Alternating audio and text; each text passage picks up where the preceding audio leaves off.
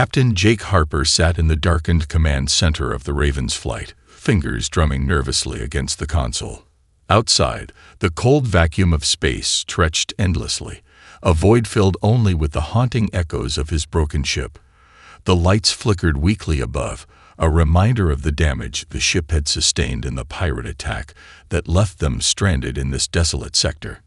Jake had ordered the crew to scavenge what they could from the wreckage, but repairs were slow, and morale was lower than he'd ever seen it. The ship's engines were offline, the life support systems barely holding up.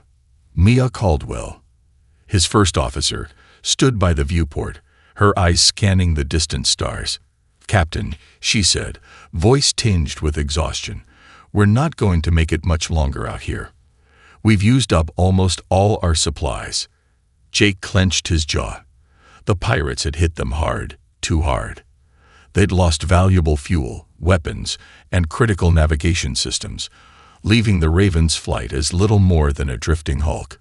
He'd already sent out distress signals, but no one had responded.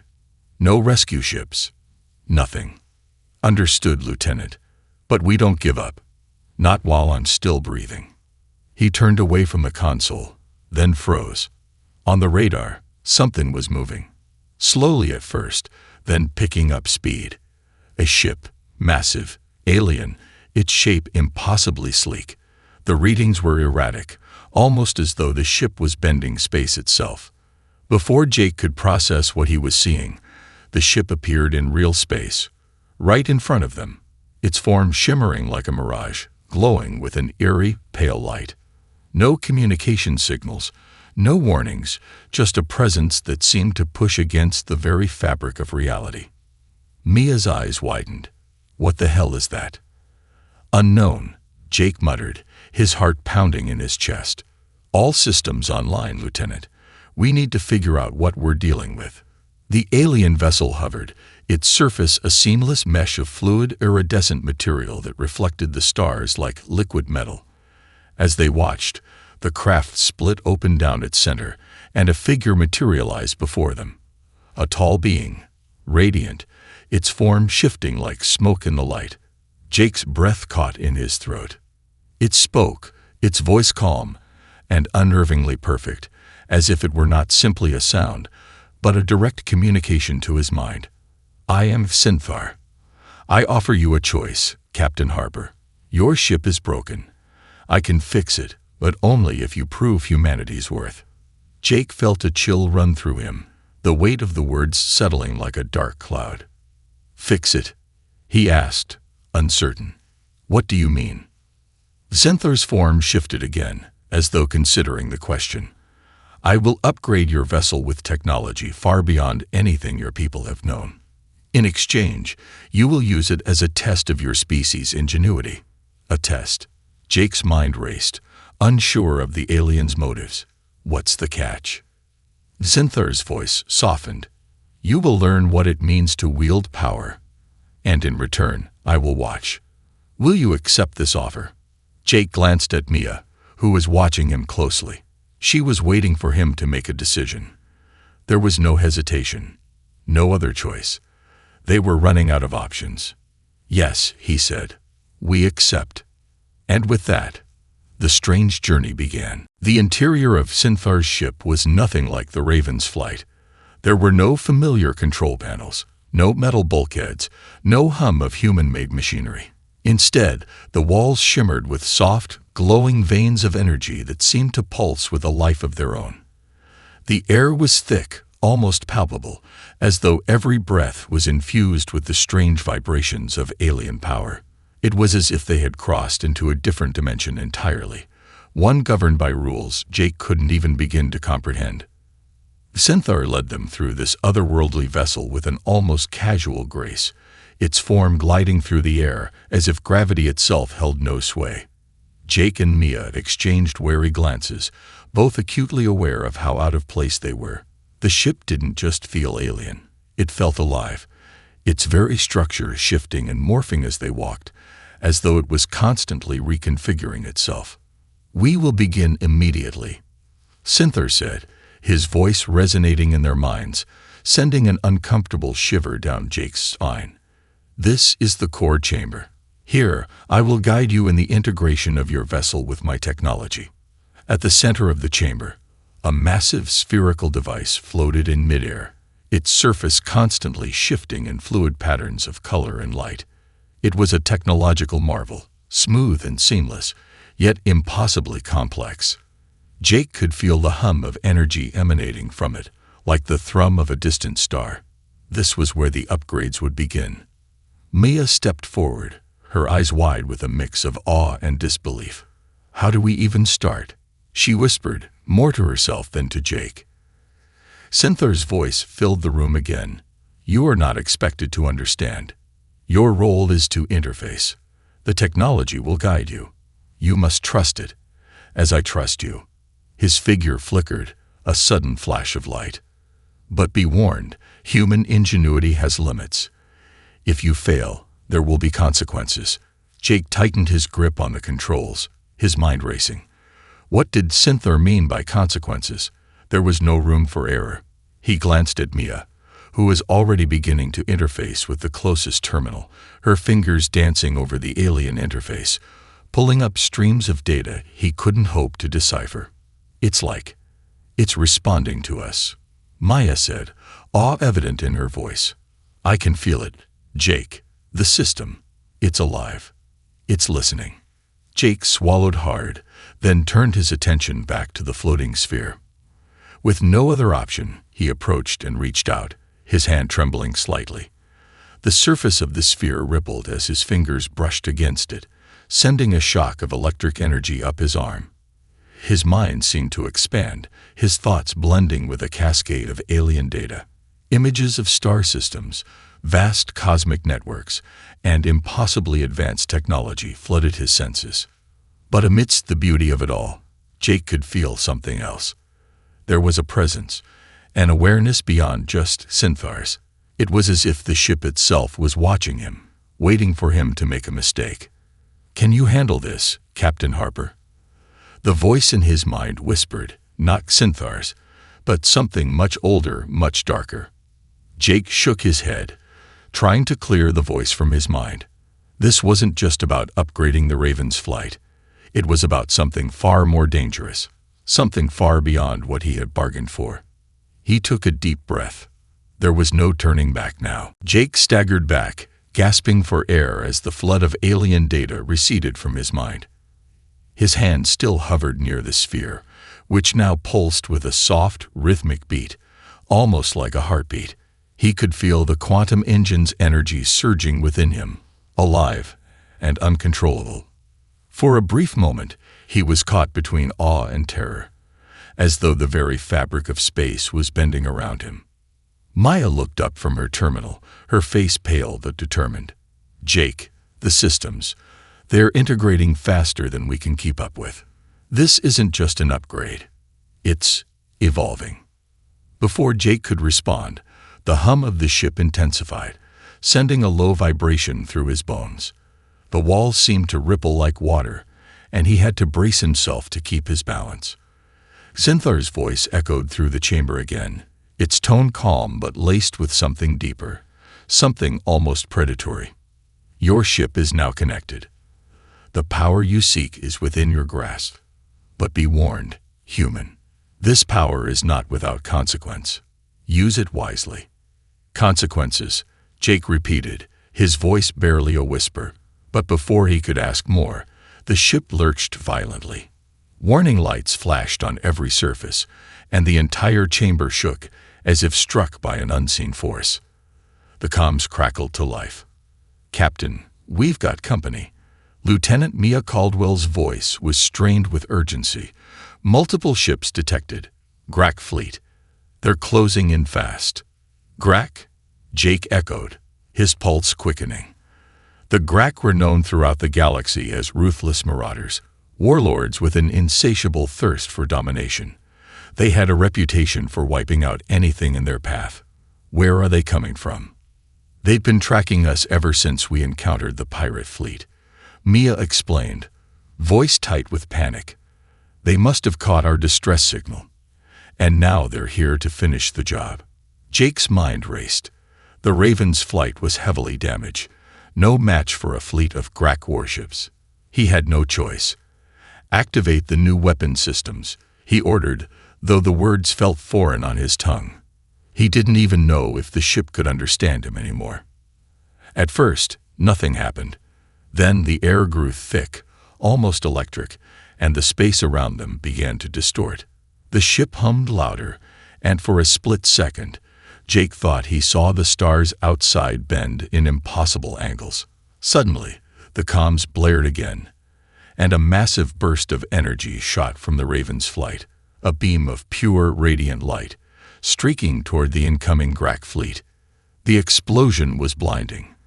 The Grak ships in the front ranks disintegrated in an instant, reduced to debris by the ship's unknown weaponry. Jake watched, stunned, as the remaining fleet hesitated, momentarily disoriented by the unexpected assault. What the hell just happened? Mia gasped, eyes wide. I don't know. Jake's voice faltered.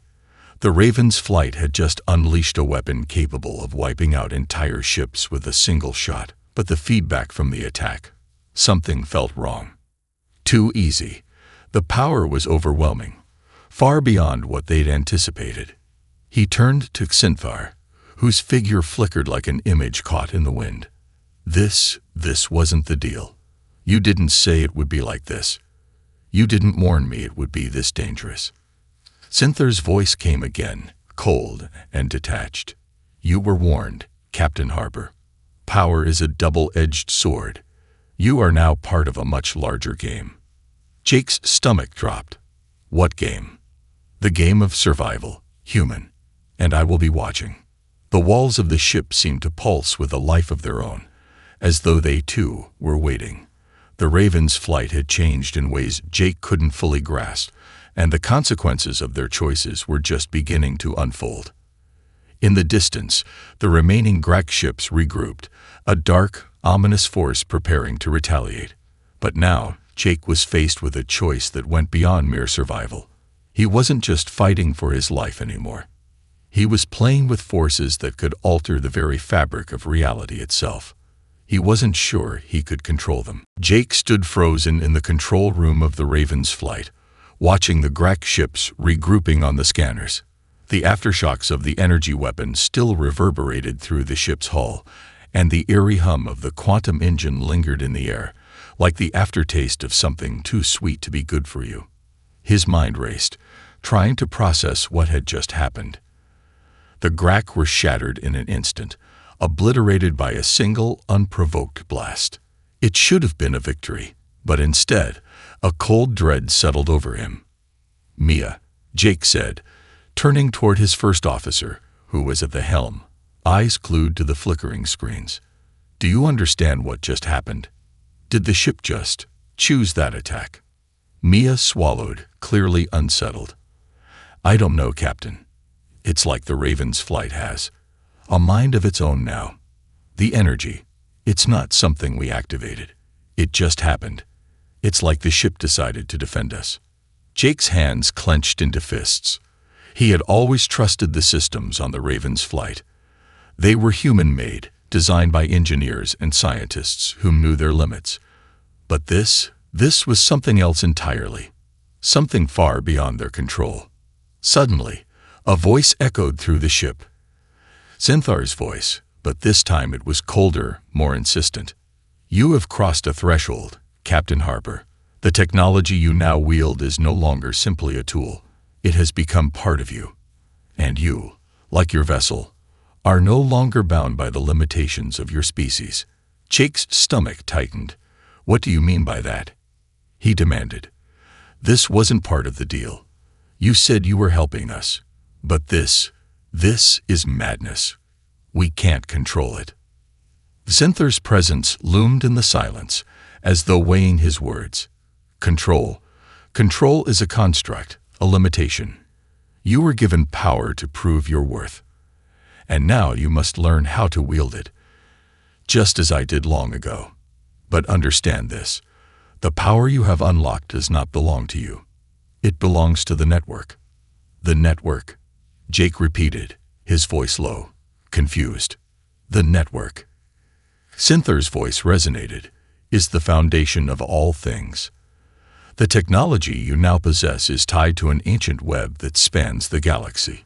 It was built by civilizations long forgotten, including yours. And the quantum engine, the one you are so eager to control, is a key to the entire system.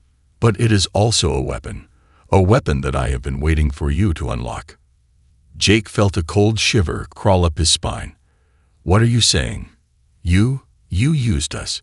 You gave us this power, but you never told us the cost. You let us unleash a weapon capable of destroying entire fleets without warning. Cynthur's voice softened, almost as if mocking his outrage. You misunderstand, Captain. I gave you the power to shape your own destiny. But in doing so, I have made you a player in a far greater game, one that transcends your species, your world, and your time. The consequences are not mine to bear. They are yours. Now, you must choose. Choose, Jake asked, his voice rough with disbelief. Choose what? Cynthur's answer was chillingly simple, whether to embrace the true nature of the power you've unlocked, or to abandon it entirely. But be warned, Captain Harper, there is no turning back. The line went silent, and Jake was left standing in the stillness, the weight of Cynthur's words pressing down on him like a physical force. The power was no longer just an upgrade. It was a dangerous, unpredictable force that had intertwined itself with the Raven's flight. And now it was tied to him and his crew. The Grak were still out there, and Cynthur's ominous warning hung in the air like a shadow over everything. Jake felt the ship's pulse quicken, a deep, insistent thrum in the walls. They had been changed irrevocably, and Jake had no idea if they were ready for what was coming next. But there was no choice now. He had to move forward. He had to play the game. Mia, Jake said, his voice steady despite the storm of thoughts racing in his mind. Set course for the nearest Grak stronghold. We're not running anymore. We're going to finish this. Mia glanced at him, her eyes wary but resolute. She nodded. Aye, Captain. But are we sure we're ready for what's next? Jake's gaze hardened as he looked out the viewport, where the stars stretched on, infinite and cold. No, he said quietly, but we'll have to be. The Raven's flight rocketed through the darkness of space, its quantum engine now fully integrated with the alien technology. The ship was alive, humming with power, a far cry from the barely functioning hulk it had been just days ago. Jake couldn't shake the feeling that they were moving faster than they should be. That time itself had become distorted around them. But there was no time to analyze the ship's changes. The Grak were closing in, and they needed to prepare for the worst.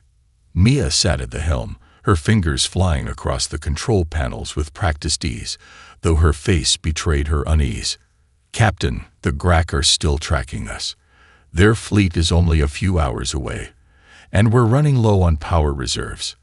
The Raven's flight can't take another sustained engagement like last time.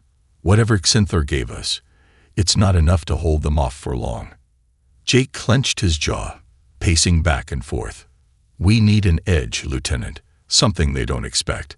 His mind raced through possibilities. Cynthur had said humanity was to be tested, their ingenuity, their ability to control power. But the test was getting more dangerous by the minute. If they didn't act fast, the Grak would overrun them. He could feel it, the weight of the situation, the uncertainty gnawing at him. Suddenly, the comms buzzed to life, cutting through the tense silence. Captain, this is Dr. Emily West. Do you copy? Jake froze. West, he muttered, voice tinged with disbelief. Dr. Emily West, you've been missing for over 20 years. Mia glanced up from the helm. Wait. The scientist from the Xeno Project, the one who disappeared into deep space. You're telling me she's alive? The voice on the other end crackled, its signal weak. I don't have much time, Captain, but I know what you're facing. The Grak are just the beginning. There's something worse out there, something much older. And the Raven's flight's new technology is a key to it. I can help you, but you need to listen closely. Jake's pulse quickened. Help? How do you know all of this? I've been tracking the ancient network that powers your ship. The one Synthar didn't tell you about. It's not just a weapon. It's a map. A map to something far greater, something that Synthar is afraid of. The Grak aren't the real threat. There's an entity, a presence that controls the network. And Synthar is merely its servant. Mia exchanged a look with Jake, her expression grim. So, what's the play here, Doc? How do we fight this thing? Emily's voice dropped to a whisper. You don't. Not directly. But you can unlock something inside the ship. There's a failsafe in the quantum engine, a failsafe that Synthar didn't count on. If you can access it, it'll give you a fighting chance. But you need to act fast. The Grak are almost upon you. The line went dead, and Jake stood there, motionless for a moment. Dr. Emily West, the last person he expected to hear from, had just given them a glimmer of hope, but it came with a heavy price. The quantum engine, the very thing that had turned the tide against the Grak, was tied to a force far more ancient and terrifying than they could have imagined. Emily was right. The Grak were nothing more than a distraction. The real enemy was still out there. And if they were going to survive, they needed to find the key. The key Emily had just hinted at. But where? And would they be able to unlock it before it was too late? Mia, Jake said, his voice steady, set course for the coordinates Dr. West sent. We don't have much time. Mia nodded, the tension in her eyes replaced with a newfound determination. Aye, Captain. Plotting the course now. As the Raven's flight shifted course, Jake couldn't shake the feeling that they were racing against something far more deadly than the Grak fleet. The fate of the galaxy might depend on the decisions they made in the next few hours. And with Synthar watching, and Dr. West's cryptic warning echoing in his mind, Jake couldn't help but wonder if they had already crossed a line they could never uncross. In the distance, the stars stretched on, cold and indifferent. But Jake knew that they were no longer alone in the void. Something ancient was watching them. And the game was about to get far more dangerous. The Raven's flight shot through the void, its quantum engine singing with an unsettling harmony, as though the ship itself had taken on a life of its own. Jake watched the blinking coordinates on the screen. Emily West's last message had been clear, but it raised more questions than answers. The Grak were no longer their biggest threat. There was something else lurking out there, something older than anything they had encountered, and it was waiting for them. Mia sat at the helm, her brow furrowed in concentration. We're approaching the location, Captain. But it's odd. No planets, no ships, just empty space. It doesn't look like anything's here. Jake's eyes narrowed. It's not about what we can see. It's about what we can't. He glanced at the main display, and a chill ran down his spine as the stars began to shift. Not in the natural way they should as the ship moved through space, but in an unnatural, controlled way, like the fabric of space itself was warping around them. He could almost hear the hum of the quantum engine beneath his feet, vibrating with a quiet, insistent energy. Then, without warning, the ship shuddered violently, as though it had passed through some invisible barrier. The lights flickered. The air pressure in the room fluctuated. Mia's voice cut through the chaos. Captain, something's wrong. We're in a gravity well, but there's no mass. The sensors are going haywire.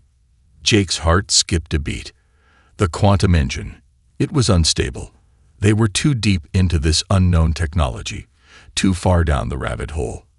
He had no idea what was happening to the ship, but it was obvious they were being drawn toward something intentional, something that shouldn't exist. The ship lurched again, this time harder. Then, an eerie calm descended. The hum of the engine ceased. The stars outside the viewport had vanished entirely. They were surrounded by an unnatural darkness, a vast, silent void. Where are we? Mia whispered, her voice barely audible. Nowhere, Jake replied, his mind racing. But I think we're inside something something enormous. The hull of the Raven's flight groaned under the strain. And then, as though summoned by their presence, a massive structure emerged from the void. It was so immense that at first, Jake couldn't comprehend its size. The object was composed of sleek, shifting metal and organic matter, woven together in impossible geometries. It was as though the ship had entered a massive living construct, one that defied all logic and understanding. Emily's voice echoed through the ship's comms again, clearer now, more urgent. "Captain, listen to me. What you found is the source, the heart of the network I spoke of. This structure, it's a living engine, one that has existed for eons. The ancient civilization that built it, they are still alive, somewhere in its depths. But the network itself is collapsing. You need to access the heart of the engine before it implodes. If you don't, everything you've unlocked will be lost." Jake's pulse quickened. Implodes. What the hell does that mean? "You'll understand soon enough," Emily's voice replied, her tone grim. "You've been warned. The Grak are nothing but pawns. They're here to harvest the power, just like you are. But this is bigger than them. And bigger than you too. You don't have much time." The comms cut out abruptly. "Captain," Mia's voice broke through the silence, shaky but determined. "We need to move now. I can feel it. Whatever this thing is, it's already reacting to us." Jake didn't need any more urging. His pulse was hammering in his ears as he hit the controls, bringing the ship closer to the massive, living structure. The Raven's flight was already fully integrated with the alien technology, but this was something entirely different. This was the heart of the network, the source of all the power Xinthar had spoken of.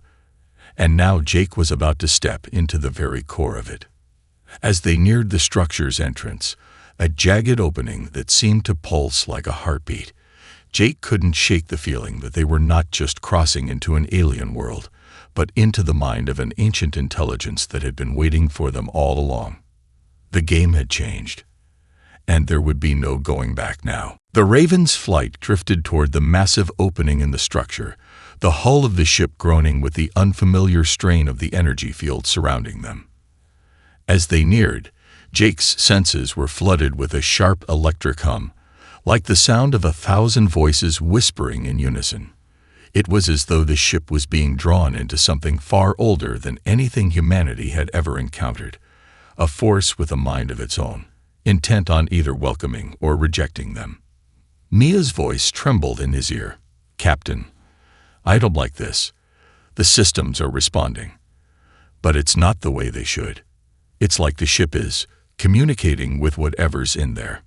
Jake's grip tightened on the console. He didn't have time to process what she meant by that. They were at the edge of something monumental, something that would either give them the power to change the galaxy or destroy them all. The opening widened, revealing an enormous hollow cavern that stretched impossibly deep. The walls were alive with shifting patterns of light and energy, a kaleidoscope of strange symbols and structures that defied understanding. At the center of the cavern, suspended in midair, was a colossal crystalline core, gleaming with a pulsing energy that seemed to throb in rhythm with their ship's own hum. It was breathtaking, terrifying. "This is it," Jake muttered, though he wasn't sure if he was speaking to Mia or to himself. The heart of the network.